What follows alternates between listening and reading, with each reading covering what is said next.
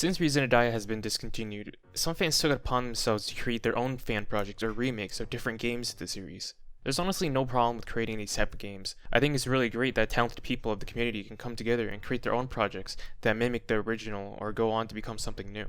It's clear that PR himself also doesn't mind these fan projects and allow permission of certain people to use these assets from his game, but not allowing the original development team to continue the real game really makes no sense. I don't get why fan projects are allowed to use assets, but we weren't allowed to continue with the real game. If he didn't want this occult feeling that the game was giving him, then shouldn't that logic apply to people making the fan games? This whole conversation should be for another day though. What's done is done. Mostly for this video, I want to talk about the bad side of these fan projects, which people have been constantly getting hyped up for, only to be disappointed with more drama and other things we've never seen before in their real game. A lot of these fan projects only lasted a few months before also getting discontinued and being lost to time. In their few moments of fame, they gained a huge following of fans that were thrilled to see the potential remake of R2D. It seemed to be great until the cracks started to show. It became apparent development troubles were happening, and let me remind you the scale of Awakening shouldn't be underestimated. The amount of assets the game has is massive. It was a huge help that some people got permission from PR to use model assets, but this wouldn't cover the others like music, maps, and animations. This would all just go for the base game and not including any events from the past. PR paid for a lot of these assets, so getting them for yourself for a game that you won't profit off of would be a huge sink of money. This is where the donations came in. People could donate to these fan projects so they could pay for the developers to work on it. This sounds like a great idea on paper, if only they actually did what they said they would. The fan game I'm most familiar with is the one called Reason for Death. This one stood out to me the most because essentially they had hyped up the game to be a complete remake of Reason to Die Awakening. At the beginning they promised a lot for people, like transferring sets, but it never stuck. The cracks started to show when they constantly delayed the release of the game. A demo was playing along with the egg hunt event. The developers or developer, I honestly can't remember how many there were, didn't understand the scale of the game. A trend I see with these games in general is hyping up everyone, but then going back on the word to delay, change the development's direction, even renaming it into something new. I don't even know what's going on. Where's the consistency? I can't even accurately tell you which project is what because this is so confusing to me and actual people who were following this at the time. In PR's discontinuation tweet, he explained that the game had some occult effect on him. It's a bit vague what he meant by this, but from my understanding, he just didn't feel like he liked the genre anymore, or it caused problems to his mental health. I can definitely see the R2D team realizing this and suddenly feeling the huge weight on their shoulders to get this out within a few months, which was not going to happen. What I find most atrocious of all these fan games is that they solicit these donations from hyped up fans and either run away with the profit or they just never get used for what they promised it would actually go towards. If I remember correctly, R2D in the most recent fan game, Reason for Resurrection, has also done this. I want to emphasize no hard feelings towards these developers and don't harass them because while these actions were scummy, these are mistakes that they made and most likely won't be repeated in the future. I know J3 with R4R was extremely upset about this and did his best to repay everyone who donated, and I appreciate that he actually did the right thing. R2D, on the other hand, from my understanding, did not do this. Instead, they finally released their demo of the game after months of waiting, and people were joining rapidly to see what was going on. What they would discover is that it was just a non-stop free-for-all with some starter weapons on Victoria Harbor.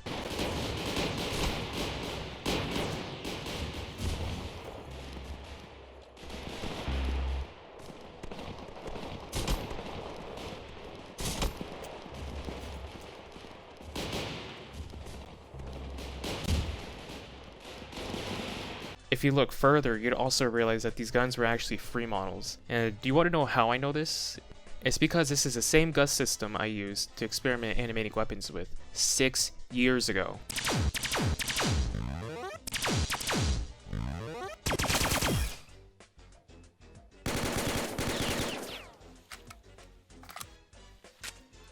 After this, the game just faded out of existence. Or did it? I honestly don't know, and it's probably more likely fake hype or just a troll.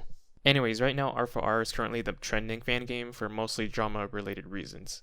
Like I said before about the payment issues, this also included staff drama with members quitting and having to take up the mantle of doing it themselves. At the same time, they're throwing shade at me. So there'd be no most problem with it because of us making an R2DA and not letting GoSinister in it because he was a jackass, and we don't want to have we don't want to have dickheads on the dev team. Fair enough.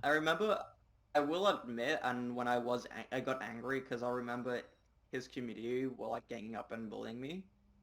and I got really pissed off, and I said the hard R in their server. Alright, so first off, it sounds like Reagan, after all these years of being left out in Awakening's development, finally gets a management position for this fan game. He starts a power trip, treats his staff like shit, and continues to start drama with me after a long time by saying I'm not allowed to play this game or making baseless accusations about bullshit that makes no sense. It's surprising, but at the same time kind of understandable. What it seems to me that the reason I'm being baited into drama about a game that has been cancelled for almost a year now is that people like him are jealous and probably envious of what I've done for development in the community. Well, I fell for it by talking here, so I guess well done. Having multiple people program the game while also learning how to code at the same time, this is not going to work out for so many reasons. This and the drama over their Discord is what got the community riled up. It warned everyone following these fan games of anything, please be wary of what you may be donating to.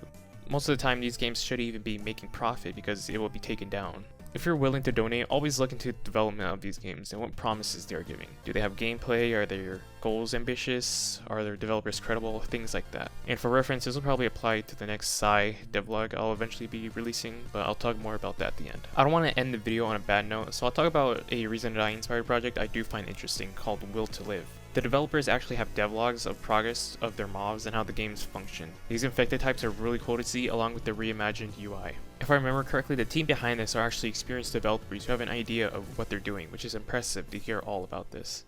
I don't have a link to any Discord or group to stay notified about their game, but there are devlogs on YouTube that you can check out. I'll definitely be watching what they have in store for the fans. Now I want to talk about Psy and Blam, and touch up on a little about what's going on.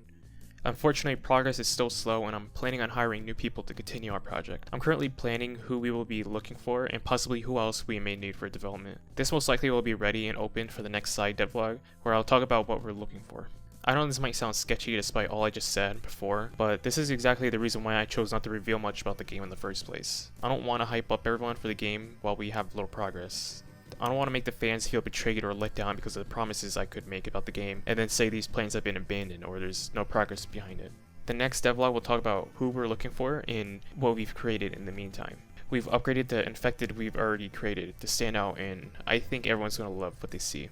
I'll most likely also include more information about things, but this is going to be the meat of the video. With that said, I hope you guys enjoyed the commentary and mini rant. Any details I left out, you can definitely talk about it in the comments. If you're interested in seeing the next devlog, make sure you subscribe so you don't miss it. I don't know how to end this video, so here's a clip of me nearly choking but then clutching in bad business.